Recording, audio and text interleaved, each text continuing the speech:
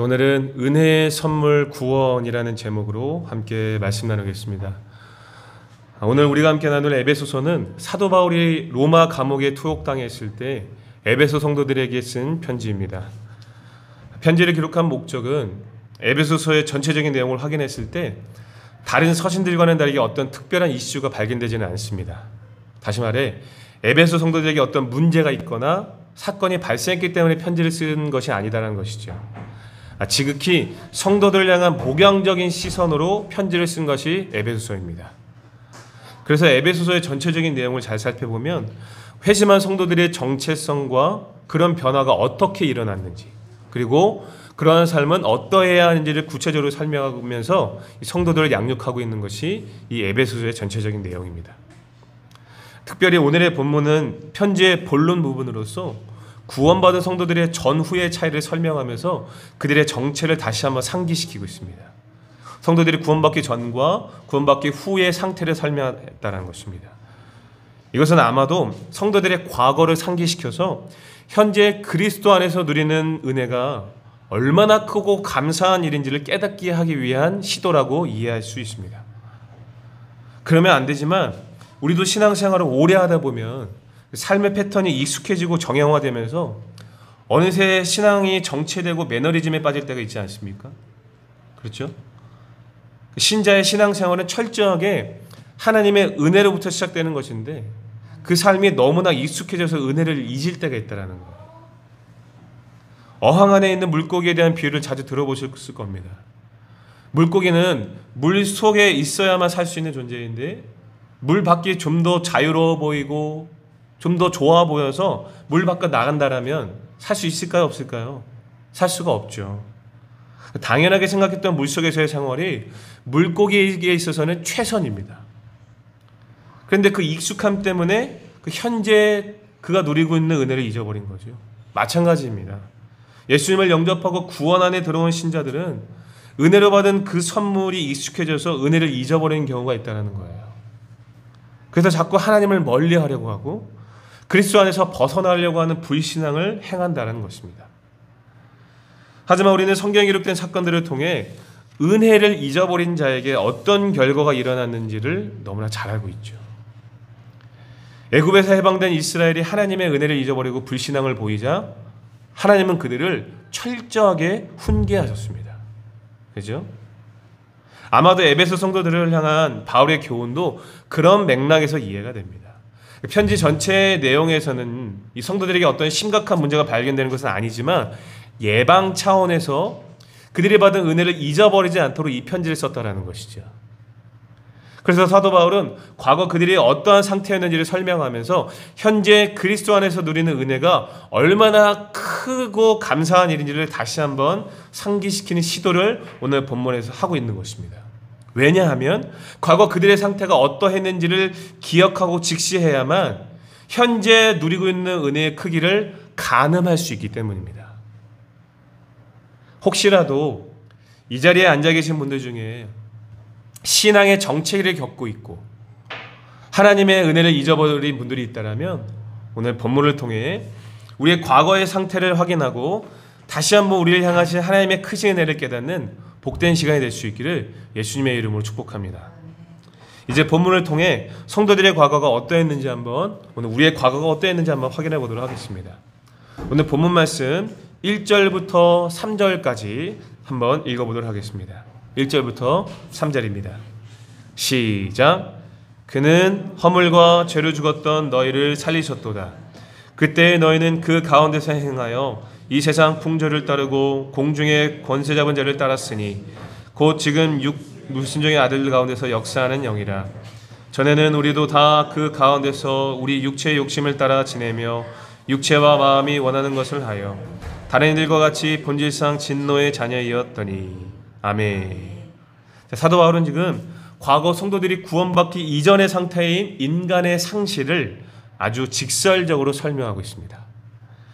먼저 1절 말씀을 보시면 과거 구원받기 전 성도들의 상태는 어떤 상태입니까? 허물과 죄로 죽었던 상태였다라고 설명하고 있습니다. 여기서 말하는 죽음은 물리적인 육체의 죽음이 아니라 죄로 말미암아 생명이신 하나님과 단절된 상태를 의미합니다. 생명이신 하나님과 단절된 상태. 죄로 인해 하나님과 단절된 사람은 결국 영원한 죽음이라는 참담한 상태에 이르게 되기 때문에 이미 이렇게 죽은 자로 표현하고 있는 것입니다. 그런데 이것은 아담이 범죄한 이후 모든 인간이 겪는 상황이죠. 로마서 5장 12절의 말씀을 보시면 그러므로 한 사람으로 말미암아 죄가 세상에 들어오고 죄로 말미암아 사망이 들어왔느니 이와 같이 모든 사람이 죄를 지었으므로 사망이 모든 사람에게 이르렀느니라 라고 말하고 있습니다. 다시 말해 첫 번째 사람 아담의 범죄로 인하여서 그 이후에 태어나는 모든 사람들이 죄를 가지고 태어나는데 그 죄 때문에 모든 사람들이 사망에 이르렀다라고 설명하고 있는 것입니다. 이것을 원죄라고 이야기하는데 좀 더 구체적으로 설명드리면 사람은 태어나면서부터 아담의 죄가 유전되어 죄를 사랑하고 죄를 지을 수밖에 없는 죄성을 안고 태어난다는 것이죠. 전적으로 타락한 존재로 태어난다는 것입니다. 존재 자체가 죄인이다라는 거예요. 그래서 창세기 3장부터 모든 인류는요, 죄로 인해 사망으로 달려가는 존재라고 말할 수 있는 것입니다. 그래서 그 대표적인 사건이 무엇입니까? 창세기 3장 이후에 어떤 사건이 나와요?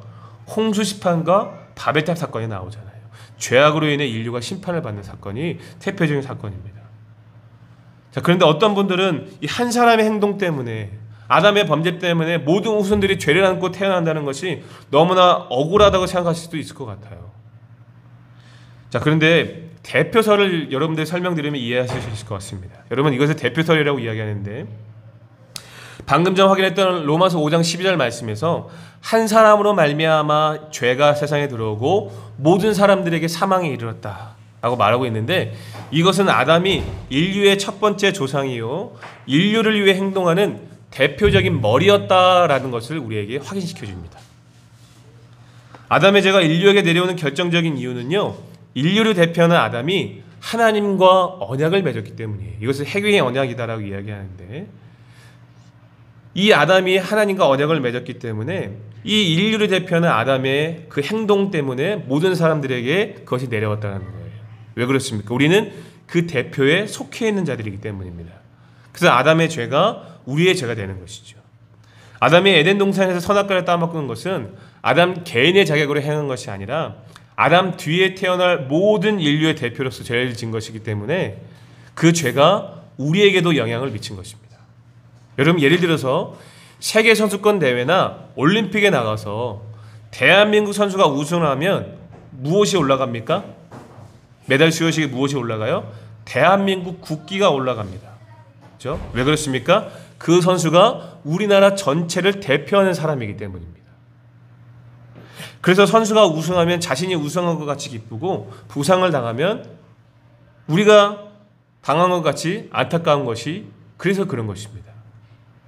이처럼 아담 이후에 태어난 모든 사람은 죄로 인해 하나님과 단절된 상태이기 때문에 이미 죽은 자다라고 얘기하고 있는 것이죠. 또한 2절과 3절 말씀을 보시면 구원받기 전 성도들의 상태는 과거에 어떤 모습이었습니까? 2절과 3절 말씀을 잘 보시면 불순종의 아들들이요 곧 진노의 자녀였다라는 것을 확인할 수 있습니다. 자, 방금 전에 설명드렸듯이 하나님과 단절된 상태라는 것은 하나님의 뜻을 알 수도 없고 하나님의 선을 선택할 수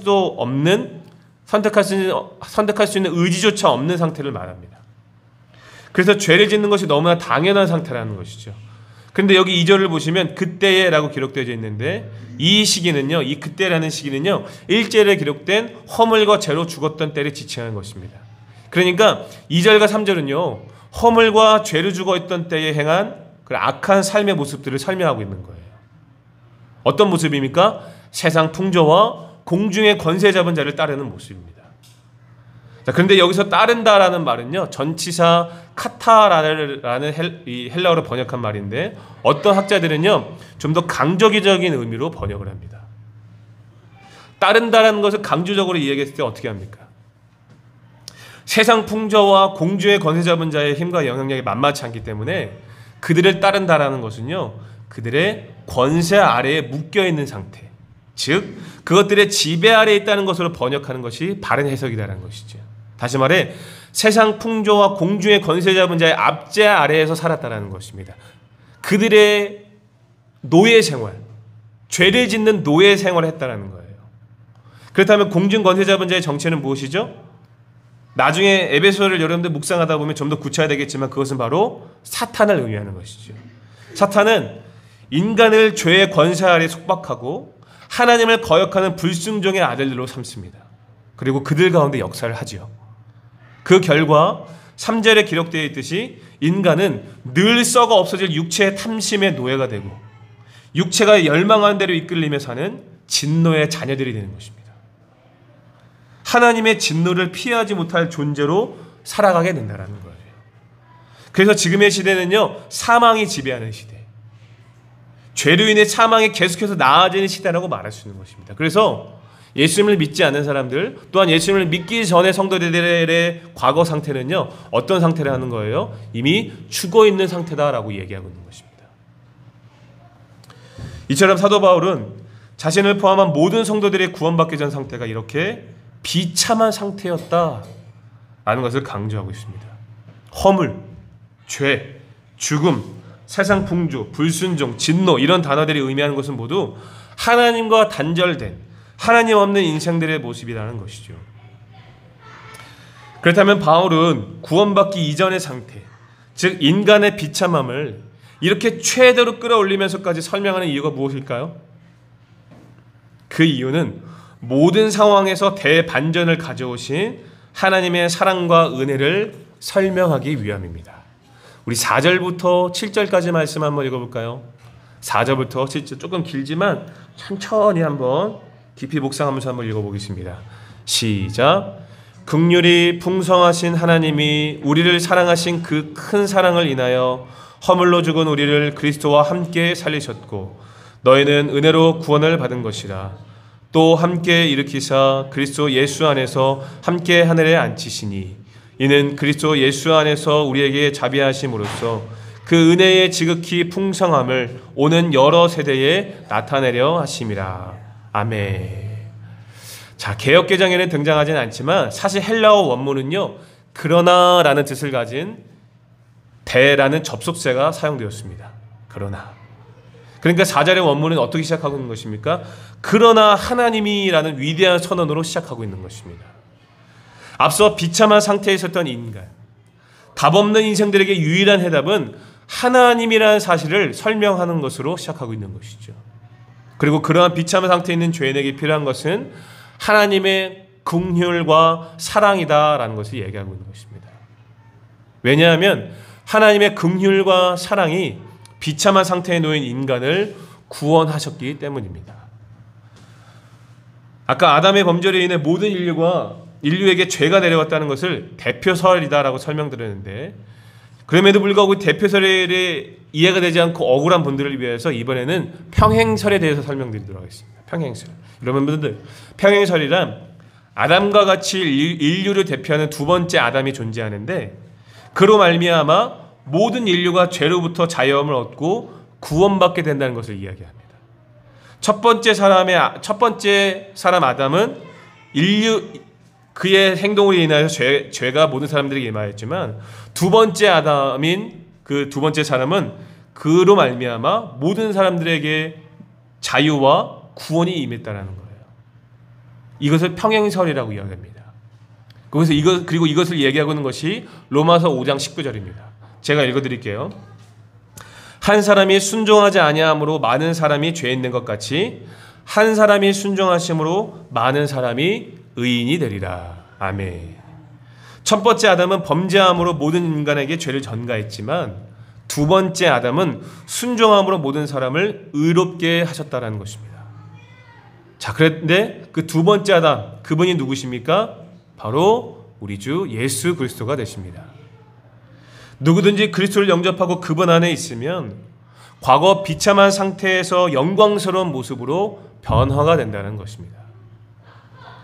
자, 그렇다면 이 놀라운 반전이 어디서부터 시작된다는 것을 확인할 수 있습니까? 4절 말씀에 기록되어 있듯이 하나님의 긍휼과 그 크신 사랑으로부터 시작된다는 거지요. 과거 애굽에서 오랜 노예 생활을 하며 속박에서 스스로 벗어날 수 없었던 이스라엘에게 유일한 해답은 하나님이셨습니다. 이스라엘의 구원은 하나님의 긍휼 때문이에요. 그들의 어떠함으로 나온 것이 아니라 철저하게 그들을 긍휼하게 여기신 하나님의 사랑으로부터 나온 것이라는 것입니다. 구원받은 성도들도 마찬가지죠. 구원은 우리의 어떠함에서 시작된 것이 아니라 철저하게 하나님의 긍휼과 사랑으로부터 시작된 것입니다. 하나님이 세상을 이처럼 사랑하사 독생자를 주셨으니 독생자를 십자가에 내어주시기까지 세상을 사랑하셨기 때문에 성도들이 놀라운 반전의 경험을 이렇게 누리고 있다는 것이죠. 바울의 설명에 의하면 허물과 죄를 죽었던 자들이 그리스도로 말미암아 어떤 반전을 경험하게 됩니까? 5절부터 6절 말씀을 보시면 어떤 반전을 누리게 됩니까? 그리스도와 함께 살아나는 은혜를 경험하고 그리스도와 함께 또 일으킴을 경험하게 되며 그리스도와 함께 하늘에 앉게 되는 놀라운 은혜를 경험하게 됩니다. 5절과 6절 말씀 보고 계시죠? 그렇죠? 여기서 사용된 함께라는 단어는요, 헬라어 쉰이라는 전치사가 사용되는데 이 표현은 무려 하나님께서는 예수님이 얻게 될 영광을 성도들도 얻을 수 있게 하셨다라는 거예요. 여러분 전혀 놀라지 않으시네요? 놀랍지 않습니까? 예수님이 얻게 될 영광을 성도들에게도 허락하셨다라는 거예요. 전혀 놀라워하지 않으신 것 같아요. 아무 빼고. 여러분 이 선언은 앞서 에베소서 1장 20절에 기록된 말씀과 연관이 되었는데요. 에베소서 1장 20절은요. 하나님의 능력으로 그리스도의 죽음과 부활과 승귀에 대한 설명을 하고 있습니다. 승귀라는 말은 부활하셔서 하늘로 올라가심을 의미하죠. 그러니까 우리가 그리스도 안에 있기만 하면 죄로 인해 하나님과 단절됐던 영적 상태로 회복해 주신 것만이 아니라 육체의 부활까지 허락하여 주시고 하나님 나라에 들어갈 수 있는 은혜를 주신다는 거예요. 그것이 함께 살아나고 함께 일으킴을 당하며 함께 하늘 보지 않는 것이다라는 것을 의미하는 거죠. 과거 진노의 자녀였던 우리가, 허물과 죄의 자리에 앉아 있었던 우리가 이제는 예수님과 함께 하늘 영광에 참여한 자가 되었다라는 것입니다. 믿으시면 아멘 하시기 바랍니다. 그러니까 사도 바울은 지금 성도의 구원을 그리스도의 죽음과 부활과 승기에 연합하고 함께 참여하는 존재로 설명하고 있는 겁니다. 그 능력을 성도들을 경험하는 것이 곧 구원이다라고 설명하고 있는 거예요. 그 단순히 예수 믿고 잘 먹고 잘 사는 것이 구원이 아니다라는 겁니다. 예수님이 받게 될 영광, 그 능력을 함께 경험하는 것이 구원이다라고 설명하고 있는 거예요. 정말 말도 안 되는 반전이 일어나고 있는 거죠. 그래서 사도 바울은 5절에서 성도의 구원을 무엇으로 받았다라고 지금 설명하고 있습니까? 5절 말씀을 보시면 가르친 거에 뭐라고 나와 있어요? 무엇으로 구원을 받았다? 은혜로 받았다라고 설명하고 있는 것이죠. 제가 종종 은혜라는 단어를 이렇게 설명하죠. 감히 받을 자격이 없는 자가 값을 매길 수 없을 만큼 가치 있고 고귀한 것을 받았을 때 은혜라고 이야기합니다. 그죠? 이해가 되시죠? 본질상 진노의 자녀였던 자가 어떻게 하나님의 자녀가 됐고, 죄와 허물로 죽었던 자가 어떻게 다시 살아나서 하나님과의 그 영적 교제를 회복할 수 있냐라는 거예요. 이것을 우리의 힘으로 할 수 있습니까? 할 수가 없다라는 거예요. 죽었던 자가 어떻게 살아납니까 스스로? 그럴 수가 없는 거죠. 그렇죠? 그렇게 비참한 상태였던 자들이 어떻게 예수님께서 받으실 영광에 참여할 수 있냐라는 겁니다. 말도 안 되는 거죠. 설명할 수 없는 겁니다. 그래서 성도의 구원을 무엇이다라고 얘기하고 있는 거예요? 은혜다라고 설명하고 있는 거예요. 은혜. 도저히 받을 수 없는 사람이, 도저히 설명할 수 없고, 그렇죠? 값을 매길 수 없는 고귀한 것을 받았을 때 은혜라고 얘기하는 거죠. 너희는 은혜로 구원을 받은 것이다. 믿으시면 아멘 하시기 바랍니다. 아멘이시죠? 이처럼 바울은 성도들이 얻은 구원이 얼마나 영광스러운 은혜인지를 강조하기 위해 가장 비참했던 과거와 가장 영광스러운 현재를 대조하고 있는 것입니다. 다른 말로 하면 복음을 아주 직설적으로 지금 전달하고 있는 거예요. 복음이잖아요. 이거 복음이잖아요. 그렇죠? 복음을 아주 직설적으로 전달하고 있는 거예요. 그러므로 사랑하는 성도 여러분, 본문에 기록된 에베소 성도들만이 아니라 우리 성도님들도 본문을 통해 복음이 주시는 풍성한 은혜를 깊이 깨닫는 시간 될 수 있기를 예수님의 이름으로 축복합니다. 오늘날 교회가 직면한 심각한 문제 중에 하나는요, 강단에서 복음이 왜곡되거나 설 자리를 잃어가고 있다는 것입니다. 순결한 복음으로 물들여야 할 강단이 세속적인 교양과 정치와 문화와 각종 이벤트로 대체되고 있습니다. 지나치게 감성적이고 흥미 위주의 설교들이 성도들의 관심을 사로잡은 지 오래되었다는 것이죠. 물론 교양과 정치와 문화들을 무조건 악한 것으로 치부해서는 안 되겠죠. 왜냐하면 그것들도 복음을 위한 도구가 되기 때문입니다. 하지만 그것들이 복음의 자리를 대신하는 것은 문제가 된다는 것입니다. 어떤 것도 복음의 자리를 대신할 수 있는 것은 없습니다. 그것에 치중하는 사람들은 당연히 복음을 위해서라고 명분을 내세울 것입니다. 하지만 그것이 정말 복음을 위한 것인지 반드시 점검해야 할 것입니다. 성도님들은 지금 복음이 주시는 풍성한 은혜 앞에 여전히 감격하고 계십니까?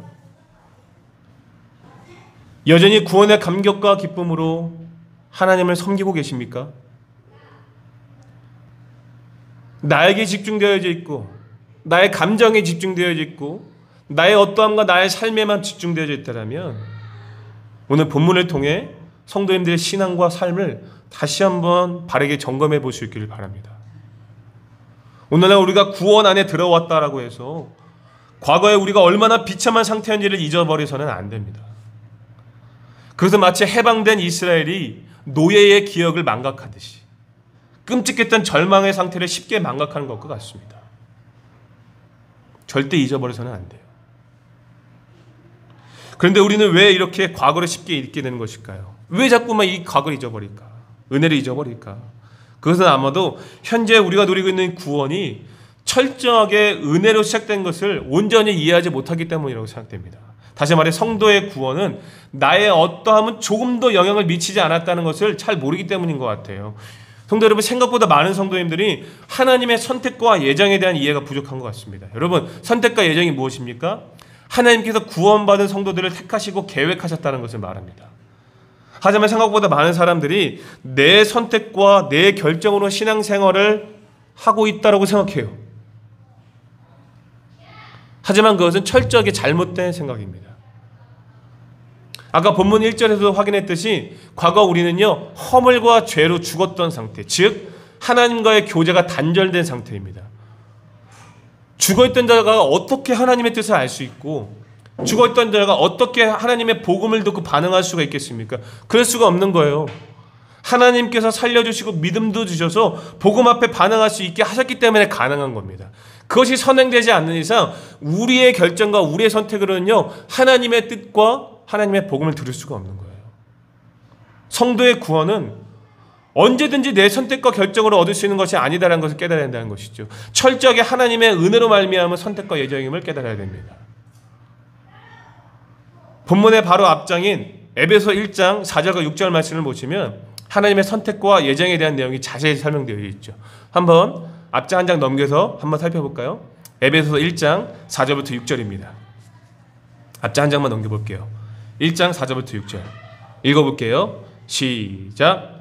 곧 창세전에 그리스도 안에서 우리를 택하사 우리로 사랑 안에서 그 앞에 거룩하고 흠이 없게 하시려고 그 기쁘신 뜻대로 우리를 예정하사 예수 그리스도로 말미암아 자기의 아들들이 되게 하셨으니 이는 그의 사랑하시는 자 안에서 우리에게 거저 주시는 바 그의 은혜의 영광을 찬송하게 하려는 것이라. 아멘. 아멘이시죠. 하나님께서는 성도들을 오직 예수 그리스도를 통해서만 구원에 이르도록 선택하셨습니다. 정하신 때에 예수님을 만나고 이칭이 되고 양자에 이르지 않고서는 구원에 참여할 수 없게 하셨다는 것이죠.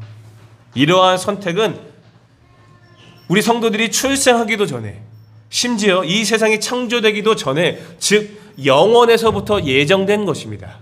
무슨 말인지 이해가 되시죠? 창세 전이라는 것은 무슨 말입니까? 이 세상이 창조되어지긴 영원 전부터 저와 여러분들이 하나님의 흠없는 아들들이 되기 위해서 예정되셨다는 거예요. 예정하셨다는 거예요.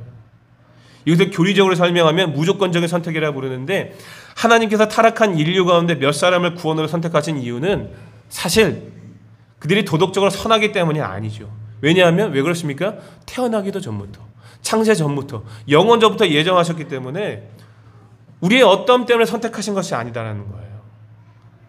다시 말해 하나님의 선택은 조건적인 것이 아니라는 겁니다. 왜냐하면 선택된 자들에게서 구원받을 만한 조건이, 그 어떤 조건이 발견될 수가 없기 때문이죠.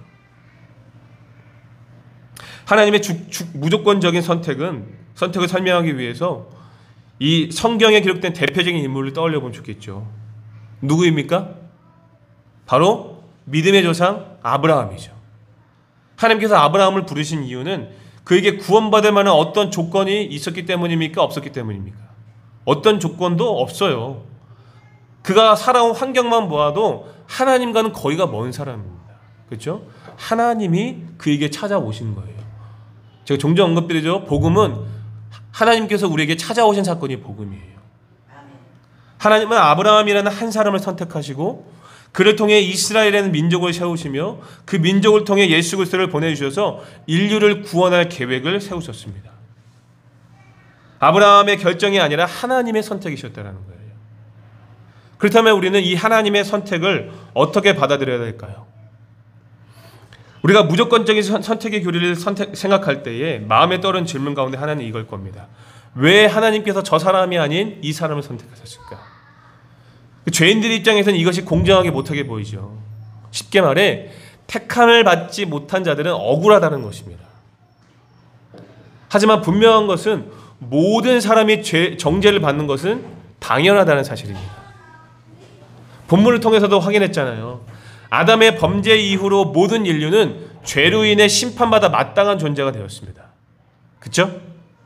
이렇게 모든 사람이 정죄에 이른 상태이기 때문에 그들은 받아야 할 것을 받았다고 해서 불공평하다고 할 수가 없는 거죠. 그래서 하나님께서 선택하시는 이유는 사람들에게서 발견할 것이 아니라 하나님께 있다는 것을 우리는 깨달아야 되는 것이죠. 예수님께서는 마태복음 20장 15절에서 포도원 품꾼 비유를 통해 이렇게 말씀하셨습니다. 내 것을 가지고 내 뜻대로 할 것이 아니느냐. 내가 선함으로 네가 악하게 보느냐라고 말씀하셨습니다. 그러므로 택함을 받은 자들은 받을 수 없는 것, 즉 구원의 은혜를 받은 것이기 때문에 어떻게 반응해야 되겠습니까? 감사하면서 살아야 된다는 것이죠. 감사하면서 살아야 된다. 그렇죠? 이러한 내용이 오늘 본문 8절과 9절에도 잘 나와 있죠. 오늘 본 말씀 8절과 9절도 한번 같이 한번 읽어볼까요? 8절과 9절입니다. 시작. 너희는 그 은혜에 의하여 믿음으로 말미암아 구원을 받았으니 이것은 너에게서 난 것이 아니요 하나님의 선물이라. 행위에서 난 것이 아니니 이는 누구든지 자랑하지 못하게 함이라. 아멘. 하나님께서 성도의 구원을 은혜로 주신 이유가 무엇입니까? 누구든지 자랑하지 못하게 하기 위함입니다. 만약 행위로 구원받는다고 한다면 누구든지 자신의 행위를 자랑하기 위해 혈안이 될 것입니다. 그러므로 구원은 자기의 의로 말미암은 것이 아니라 철저하게 하나님의 은혜로 말미암은 것임을 깨달아야 됩니다. 그런데 어떤 분들은 성도의 믿음을 구원의 조건으로 보시는 분들도 있는 것 같아요. 우리가 보통 믿음으로 구원받았다라고 이야기를 하는데 그 믿음을 구원의 조건으로 생각하는 사람들이 있다는 것이죠. 내 믿음으로 구원받았다라고 착각하는 분들이 있다는 거예요. 하지만 본문 8절 잘 보십시오. 8절 잘 보시면 너희는 그 은혜에 의하여 믿음으로 말미암아 구원을 받았다. 여기서 무엇에 의하여라는 말은요, 무엇에 근거하다라는 말을 의미합니다. 은혜에 근거한 믿음이라는 거예요. 은혜에 근거한 믿음. 다시 말해 믿음도 하나님의 은혜로 주어진 것이라는 말입니다. 이해가 되십니까? 죽었던 자를 살려주시고 복음에 반응할 수 있도록 섭리하신 것이 하나님의 은혜로 말미암은 것이다 라고 설명하고 있는 거예요. 그 믿음조차 하나님이 주셨다. 그래서 사도 바울은 구원이 성도에게서 나온 것이 아니라 하나님의 은혜로 주어진 선물이다 라고 이렇게 선언하고 있는 것입니다. 이처럼 성도의 구원은 언제라도 내가 선택할 수 있고 결정할 수 있는 것으로 생각해서는 안 됩니다. 철저하게 하나님의 은혜로부터 시작된 것을 늘 인식하고 믿을 때에 과거의 비참한 상태를 잊어버리지 않고 하나님의 은혜로 살아갈 수 있다는 사실을 믿으시기 바랍니다. 그러므로 사랑하는 성도 여러분, 본문을 통해 다시 한번 우리의 신앙을 다잡기를 바랍니다. 현재 우리가 누리는 구원의 은혜는 하나님께서 값없이 선물로 주신 것입니다. 내 결정과 선택으로 된 것이 아니라 하나님의 은혜입니다. 이것을 철저하게 깨닫고 늘 인식해야 합니다. 그 은혜를 사모하고 그 은혜 안에 머물러야 됩니다. 익숙함에 젖어서 은혜를 망각하는 순간 어떻게 됩니까? 큰일 나는 거죠. 과거 비참한 상태로 돌아가는 것은 쉽지만 그 속박에서 스스로 벗어날 수 있는 것은 우리의 의지로 되는 것이 아니에요. 철저하게 하나님의 은혜와 능력만이 가능한 일입니다. 그러므로 성도 여러분, 부디 본문을 통해 자신의 신앙을 잘 점검하셔서 다시 한번 구원의 감격과 은혜를 회복하는 시간이 될 수 있기를 예수님의 이름으로 권면드립니다. 이제 마지막으로 하나님께서 우리를 택하신 이유를 한번 확인해 보겠습니다. 하나님께서 어떤 목적을 두고 우리를 부르셨다는 거예요. 왜 선택하셨느냐라는 거죠. 10절 말씀 한번 읽어볼까요? 10절 말씀 시작. 우리는 그가 만드신 바라 그리스도 예수 안에서 선한 일을 위하여 지으심을 받은 자니 이 일은 하나님이 전에 예비하사 우리로 그 가운데서 행하게 하려 하심이니라. 아멘. 하나님께서 우리를 택하시고 부르신 목적은 예수 안에서 선한 일을 하기 위함이다 라고 설명하고 있습니다. 여기서 말하는 선은 어떤 도덕적인 선이 아니라 하나님의 선, 즉 하나님의 뜻을 이루기 위해서 우리를 택하셨다라는 거예요. 그렇다면 궁극적인 하나님의 선은 무엇을 의미할까요? 그것은 바로 예수 안에서 발견할 수 있죠. 예수 안에서 선한 일을 위해 지음받았다는 말은요, 예수님 안에서 구원받은 성도들은 하나님의 선을 위해 재창된 존재를 말하는데 그 선은 세상의 구원을 의미합니다. 예수 안에 있을 때 우리가 구원받은 성도라고 얘기하잖아요. 그렇죠? 그렇죠? 하나님께서는요, 이스라엘이라는 민족을 선택하신 이유, 예수님께서 제자들을 선택하신 이유, 그리고 시대를 넘어서 우리를 복음의 자료를 부르신 이유는 모두 세상을 구원하기 위함입니다. 사도 바울은 디모데전서 2장 4절에서 하나님은 모든 사람이 구원을 받으며 진리를 아는 데 이르기를 원하신다라고 선언합니다. 그리스도의 십자가의 순종은 우리만을 위한 것이 아닙니다. 만민의 구원을 위한 것입니다. 그러므로 구원받은 신자들은 단순히 구원받은 은혜에 감사하고 말 것이 아니라 택하신 목적과 하나님의 선을 이루기 위해서 힘써야 된다라는 것을 깨달아야 된다는 것이죠. 공중의 권세 잡은 자들에게 속박당하여 육체의 탐심을 위해 살았던 과거에서 벗어나 이제는 예수 안에서 하나님의 선을 이루는 삶을 살아가도록 도전해야 된다는 것입니다. 왜 그렇습니까? 10절 말씀 다시 한번 보시면 우리가 그리스도 안에서 그렇게 지음을 받았기 때문입니다. 예수 그리스도 안에서 그렇게 재창조되었다라는 거예요. 그리고 그것이 은혜를 입은 자의 합당한 모습이라는 것을 사도 바울은 이렇게 강력하게 권면하고 있는 것입니다. 그러므로 사랑하는 성도 여러분, 오늘 우리는 은혜 입은 자의 합당한 모습으로 살고 있는지 반드시 점검해 볼 수 있길 바랍니다. 우리 삶의 모든 영역에서 하나님의 통치가 드러나도록 순종하고 그 순종을 통해 하나님의 선을 이루어 드려야 합니다. 왜냐하면 하나님은 우리를 그리스도 안에서 그렇게 재창조하셨기 때문입니다. 부디 은혜 입은 자의 합당한 모습으로 하나님의 선을 이루어 드리는 복되고 아름다운 인생이 될 수 있기를 예수님의 이름으로 축복합니다. 이제 말씀을 정리하겠습니다. 사도 바울은 본문을 통해 구원받은 성도들의 전후의 차이를 설명하면서 그들의 정체를 다시 한번 상기시키고 있습니다. 오늘 우리도 본문을 통해 과거 우리의 상태가 어떠했는지 기억해야 하고 직시해야 합니다. 그래야 현재 누리고 있는 오늘 우리의 은혜의 크기를 가늠할 수 있기 때문이에요. 혹시라도 이 자리에 앉아 계신 분들 중에 신앙의 정체기를 겪고 있고 하나님의 은혜를 잊어버린 분들이 있다면 오늘 본문을 통해 복음이 주시는 풍성한 은혜를 다시 한번 깨닫고 은혜 입은 자로서의 합당한 삶으로 도전되기를 예수님의 이름으로 축복합니다. 마지막으로 제가 이제 예전에도 한번 언급드린 적이 있었는데 유재석 씨와 조세호 씨가 진행하는 유퀴즈라는 프로그램을 한번 제가 언급드린 적이 있어요. 기억나시나요? 잠깐 그 얘기를 나누고 싶습니다. 이 유퀴즈라는 프로그램의 게스트로 역사 수집가 박건호 씨라는 사람이 나왔는데 한참 대화를 진행하던 중에 유재석 씨가 특별히 우리에게 소개해주고 싶은 붓글씨가 있느냐라고 물었더니 그 사람은 이완용의 붓글씨를 소개했습니다. 유재석 씨는 이 사람의 붓글씨는 보고 싶지도 않고 오히려 침을 뱉고 싶은데 어떻게 하다 수집했는지를 물었어요. 그래서 박건우 씨가 말하기를 원래 안중근 의사의 붓글씨를 모으고 싶었지만 너무너무 비싸서 현실적으로 불가능한 것이죠. 경천이라고 쓰여진 붓글씨는 현재 5억 정도를 호가한다고 합니다.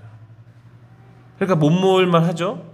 그러면서 대화를 이어가는데 대부분의 사람들은 이것을 없애버리고 사람들의 기억에서 잊혀져야 좋은 것이 아니냐라고 묻는다고 합니다. 하지만 그 사람은 뭐라고 했냐면 못나고 아프고 더러운 역사도 우리의 역사이기 때문에 수집해야 된다라고 얘기했어요. 그러면서 또 다른 수집 이유를 뭐라고 했냐면 훗날 안중근 의사 붓글씨와 같이 이것이 함께 전시가 되면 안중근 의사의 삶이 더욱더 부각된다는 거죠. 함께 놓여있을 때 더욱 빛을 발할 안중근 의사의 정신을 기념하기 위해서 이완용의 붓글씨를 함께 수집하고 있다는 거죠. 근데 성도 여러분, 이것은요 성도들도 마찬가지라고 생각합니다. 본질적으로 현재도 그렇지만 신앙인들은 과거에 내가 얼마나 부패하고 타락한 존재인지를 기억할 수 있어야 된다는 거예요. 이것은요 과거에 머물러 정죄받는 삶을 요구하는 것이 아니라 오히려 현재와 미래에 누릴 영광스러운 은혜가 어디서부터 그리고 누구로부터 시작되는지를 깨닫게 하기 때문에 아주 중요한 깨달음입니다. 그러므로 사랑하는 성도 여러분, 과거 비참한 상태에 놓였던 우리에게 반전의 역사를 허락하여 주시고 예수께서 받으신 영광에 함께 참여할 수 있는 은혜를 주신 하나님의 놀라운 사랑과 그 은혜에 늘 감격과 감사와 찬양을 돌릴 수 있기를 바랍니다. 그리고 더 나아가 하나님의 선한 목적을 드러내는 일에 귀하게 쓰임받는 인생이 될 수 있기를 예수님의 이름으로 축복합니다. 아멘.